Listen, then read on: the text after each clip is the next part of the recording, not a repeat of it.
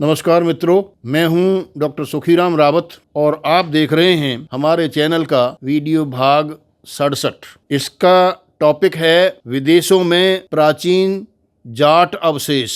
भारत से जाटों के विदेशों में देशांतरण तथा फिर कालांतर में वहां से वाया ईरान वापस भारत आगमन के बारे में कर्नल टॉड, कनिंघम, स्ट्रैबो आदि यूरोपीय विद्वानों ने और कालिका रंजन कानूनगो, उपेंद्र नाथ शर्मा, रामवीर सिंह वर्मा, ठाकुर देशराज, ठाकुर गंगा सिंह, ठाकुर धर्मचंद विद्यालंकार आदि भारतीय विद्वानों ने अपने मत प्रकट किए हैं। गरित, जरित, जर्थ, जट, जाट, युति, जुटी, यूची, मसागेटे, गुर्त, गर्त, गुटी, जत, जिट, गौथ आदि अनेक नाम जाटों के हमें भाषा भेद के कारण विदेशों में मिलते हैं। कर्नल टॉड ने और कई विद्वानों ने भारतीय इतिहास की कई घटनाओं के आधार पर ये निष्कर्ष निकाला है कि ये जाट यहाँ से भिन्न भिन्न कालों में विदेशों में गए और फिर वहाँ पर अपनी पहचान छोड़ी, जिनके अवशेष हमें आज भी वहाँ मिलते हैं। कर्नल टॉड महाभारत ग्रंथ का संदर्भ देकर बताते हैं कि महाभारत युद्ध के बाद पांडव और कुछ यादवों ने हिमालय की ओर महाप्रयाण किया था। इनके अनुसार अनेक यादव और पांडव लोग उत्तर कुरु की ओर गए थे।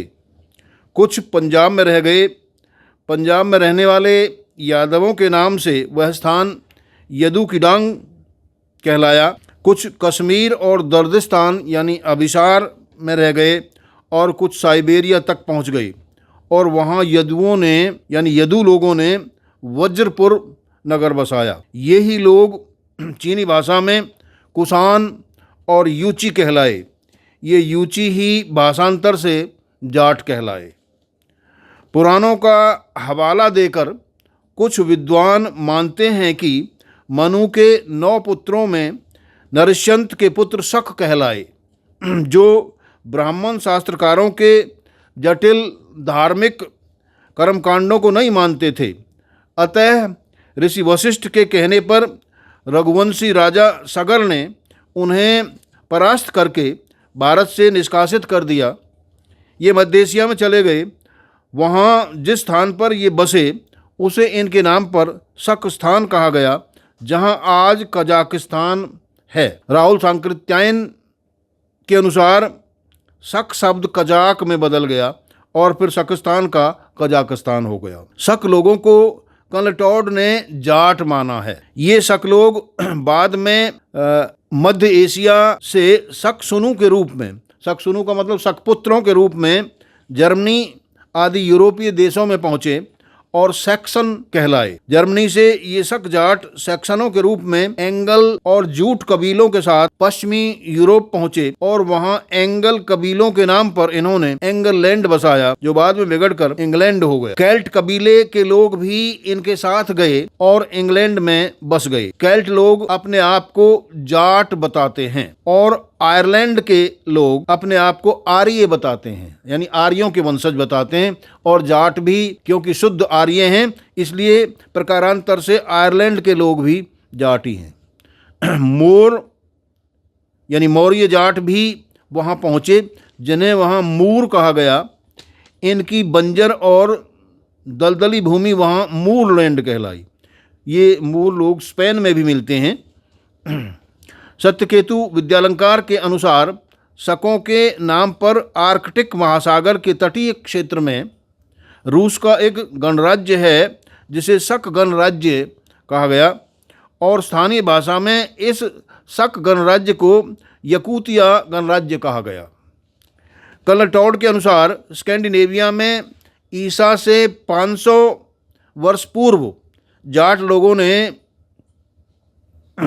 स्कैंडिनेविया में प्रवेश किया और वहाँ जटलैंड बसाया।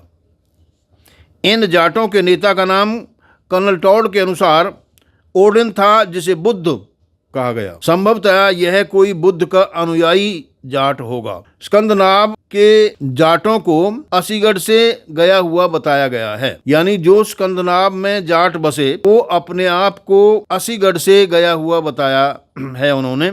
और ऐसा कहाँ वर्णन मिलता है? एड्डा ग्रंथ है उनका, उस एड्डा ग्रंथ में, जर्मनी में है ये ग्रंथ इनका, तो वहाँ कहा गया है कि ये जो स्कंदनाव के जाट हैं ये असीगढ़ से आए हुए हैं। और असीगढ़ कहाँ है? भारत के मध्य प्रदेश में है। हाँसी को भी असी बताया जाता है। तो ये विद्वानों के दो मत हैं इस विषय में। और इन जाटों को वहाँ असी के नाम से पुकारा गया। इन असी जाटों में हेरोडोटस के अनुसार जाटों के 6 प्रमुख कबीले बताए गए हैं। वो 6 कबीले कौन कौन से हैं मैं आपके सामने उसको पेश करता हूँ। पहला कबीला है सू, जिसे यूची, जिट या जाट कहा गया। दूसरा सिवी, तीसरा कठ, कंभरी, असी जिसे अश्वक भी कहा गया, और मसागेटे या गौथ। इस प्रकार ये 6 कबीले जाटों के वहाँ प्रसिद्ध थे असी के नाम से। विद्वानों का मत है कि ऋग्वैदिक दासराज्य युद्ध में राजा सुदास से हार कर कुछ सिवी लोग मध्य एशिया के शक में जाकर बस गए। सिवी के नाम पर जाटों के श्योरान, सिविरान, तेवतिया आदि कई गोत्र मिलते हैं। इन सिवियों के नाम पर शकस्थान को सिविस्तान कहा गया, जो बिगड़कर सीस्तान हो गया, जिसे ग्रीक लोगों ने सीथिया कहा है। सिवियों के साथ इनके वंशज उसी नरलोक भी गए।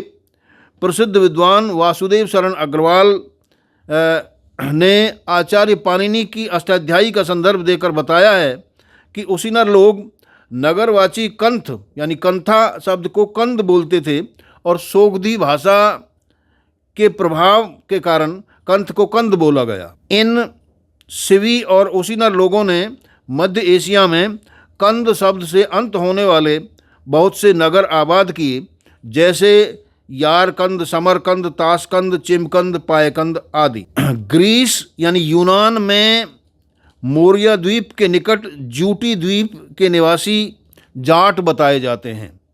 वहाँ ग्रीस यानी यूनान में एक द्वीप और है क्रीट, जिसका नाम है। ये क्रीट के लोग भगवान कृष्ण के मोर पंख के आधार पर स्वयं मोर पंख से इनका बड़ा लगाव है। मोर पंख ये लोग लगाते हैं। और भगवान कृष्ण यदुवंशी थे और भरतपुर आदि राज्य को जाट माना जाता है। तो इस तरह से ये क्रीट द्वीप के लोगों को जाट माना जा सकता है। बाद में सिवी लोग मध्य एशिया से ईरान के दक्षिण पूर्वी भाग में आकर बस गए। यानी कुछ काल के बाद जब इन पर दबाव पड़ा तो ये ईरान के दक्षिणी पूर्वी भाग में आकर बस गए, और इनका वहाँ स्थान का नाम क्या पड़ा? सिवियों के नाम पर इनका नाम पड़ गया सिविस्तान, जो बिगड़कर सीस्तान हो गया। ईरान में अभी भी यह एक प्रांत है, सीस्तान नाम का वहाँ प्रांत है, जो बलूचिस्तान के पश्चिम में है। ईरान में इस समय सिवी जाटों के नाम पर जाटाली प्रदेश भी है, तथा दहिया जाटों के नाम पर दाहेस्तान या दागेस्तान नामक स्थान भी मौजूद है। इसके अलावा अफगानिस्तान में बामियान के पास हजारा जाटों का एक प्रसिद्ध क्षेत्र है, तथा पाकिस्तान में बलूचिस्तान के पास डेरा जाट स्थान है, जो जाटों का प्रसिद्ध क्षेत्र है। यहीं क्वेटा शहर के पास मेहरगढ़ नामक प्रसिद्ध स्थान था, जहां जाटों ने 6000 ईस्वी पूर्व में गेहूं और जौ की खेती शुरू की थी। यहीं हल में बैल जोड़कर खेती करना शुरू किया गया, तथा एक स्थान पर रुककर घर बनाकर रहना भी यहीं शुरू किया गया। इसके अलावा और बहुत सारे देशों में भी जाटों के अवशेष हमें मिलेंगे यदि शोध किया जाए तो। इस प्रकार निष्कर्ष के रूप में यह कहा जा सकता है कि जाटों ने भारतीय उपमहाद्वीप से ही विदेशों में जाकर अपने उपनिवेश स्थापित किए, जिनके अवशेष आज भी हमें वहाँ मिलते हैं। तो मित्रों, आज के इस वीडियो में बस इतना ही। यदि आपको हमारा ये वीडियो अच्छा लगता है तो आप इसे सब्सक्राइब करिए, इसे शेयर करिए, कमेंट करिए। आपका बहुत बहुत धन्यवाद। नमस्कार। बंधुओं, यदि आपको पलवल के प्राचीन शहरों और गांवों की अधिक जानकारी चाहिए, उनका विस्तार से इतिहास चाहिए कि कैसे इनके नाम पड़े और किन्होंने इनके नाम रखे, वो लोग कहाँ कौन थे, कहाँ चले गए, ये सारी जानकारी हमने इस पुस्तक में दी है। यदि विस्तार से आपको ये जानकारी चाहिए तो हमारे फोन नंबरों पर आप इसे ऑर्डर कर सकते हैं। आप जहाँ कहीं भी हैं, आपके घर पे ये पुस्तक भेज दी जाए।